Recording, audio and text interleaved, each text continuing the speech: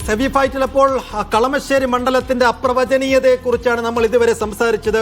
ഇനി പോകുന്നത് കളമശ്ശേരിയിലെ സ്ഥാനാർത്ഥി ചിത്രത്തിലേക്കാണ്. ഏറെക്കുറെ ഒരു രൂപരേഖ കളമശ്ശേരിയുടെ സ്ഥാനാർത്ഥി ലൈനപ്പിന്റെ കാര്യത്തിലായിട്ടുണ്ട്. അതുകൊണ്ട് നമ്മൾ ആദ്യം LDF ക്യാമ്പിലേക്ക് പോകുന്നു.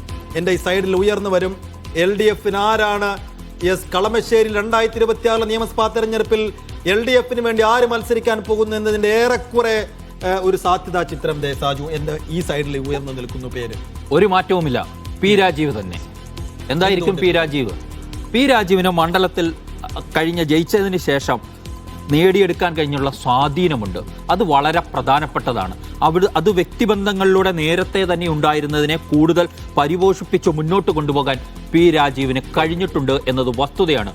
മന്ത്രി എന്ന നിലയിലുള്ള പ്രതിച്ഛായയുമുണ്ട്. ഒരുവിധ ആരോപണങ്ങൾക്കും വിധേയനാകാത്ത മന്ത്രിയായി ഈ മന്ത്രിസഭയിൽ ഏറ്റവും തലയെടുപ്പോടുകൂടി നിൽക്കുന്നവരിൽ ഒരാളാണ് പി രാജീവ് എന്ന കാര്യത്തിൽ സംശയമില്ല.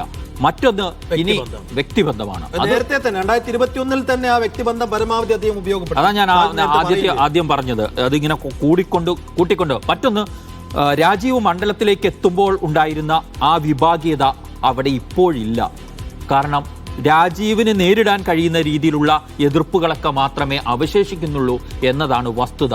ഇനി എന്തെങ്കിലും കാര്യത്തിൽ ഒരു എതിരായ ഘടകമുണ്ടെങ്കിൽ അത് ഭരണവിരുദ്ധ വികാരമാണ്. സാജു, നമ്മളത് കോട്ടിലിട്ടത്, നമ്മൾ ഭരണവിരുദ്ധ വികാരം എന്ന് കോട്ടിലിടാൻ കാരണം അത് പ്രതിപക്ഷത്തിന്റെ ഒരു ആരോപണമാണ്. അത് ഉണ്ടോ ഇല്ലയോ എന്ന് ജനം തെളിയിക്കേണ്ടതാണ്. തെരഞ്ഞെടുപ്പ് ഫലത്തിലൂടെ തെളിയിക്കപ്പെടേണ്ടതാണ്. എന്ന് വെച്ചാൽ ഭരണവിരുദ്ധ വികാരം എങ്ങാനും അലയടിച്ചാൽ, അങ്ങനെ ഉണ്ടായാൽ അത് ബാധിക്കാൻ പോകുന്ന ഒരാൾ കൂടിയായിരിക്കും പി രാജീവ് എന്നതാണ് അതിന്റെ കാര്യം. കാരണം ഈ സർക്കാരിന്റെ മുഖമാണ് പി രാജീവ്. അപ്പോൾ ഭരണവിരുദ്ധ വികാരം ഉണ്ടെങ്കിൽ അത് എല്ലായിടത്തും ആഞ്ഞടിക്കുമ്പോൾ അത് പി രാജീവിനും എതിരാവും. ഒരു വ്യക്തി എന്ന നിലയിൽ, ഒരു MLA എന്ന നിലയിൽ, ഒരു മന്ത്രി എന്ന നിലയിൽ മാത്രം നോക്കിക്കഴിഞ്ഞാൽ പി രാജീവിനെതിരെ അത്തരം എതിർവികാരങ്ങൾ ഇല്ല എന്നുള്ളതാണ് വസ്തുത. പക്ഷേ ഒരു സർക്കാരിനെതിരായ വികാരമാണ് ഉണ്ടാകുന്നതെങ്കിൽ, വിരുദ്ധ വികാരം ഉണ്ടായാൽ അത് ബാധിക്കും എന്നത് ഉറപ്പാണ്. അപ്പൊ അതാണ് LDFിലെ ചിത്രം. ഇനി നമ്മൾ UDFിൽ ആര് വരും എന്ന ചിത്രം അവിടെയാണ് കുറെ കൂടി വ്യക്തമായി. ഇപ്പോൾ UDFിന്റെ കാര്യത്തിൽ 140 മണ്ഡലങ്ങളിലും ആര് പോകും, കോൺഗ്രസിൻ്റെതാവട്ടെ, ലീഗിൻ്റെതാവട്ടെ, മറ്റു ഘടകകക്ഷികളുടേതാവട്ടെ, ആരുടെ കാര്യത്തിലും ഒരു വ്യക്തമായ ചിത്രം വന്നിട്ടില്ല.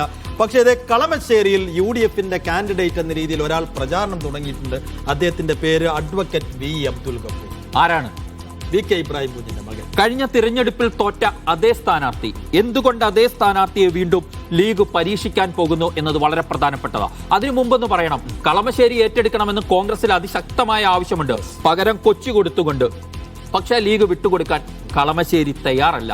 മാത്രമല്ല, അങ്ങോട്ട് തോറ്റയാളെ തന്നെ സ്ഥാനാർത്ഥിയാക്കുന്നതിന് അബ്ദുൽ ഗഫൂറിന് പാണക്കാട് കുടുംബവുമായുള്ള ബന്ധം വളരെ പ്രധാനപ്പെട്ട, ലീഗിന്റെ സംസ്ഥാന നേതൃത്വവുമായുള്ള ഇബ്രാഹിം കുഞ്ഞിന്റെ മകൻ എന്ന നിലയിലുള്ള ഒരു പരിഗണന കൂടി ലീഗ് സംസ്ഥാന നേതൃത്വം അബ്ദുൽ ഗഫൂറിന് നൽകുന്നു.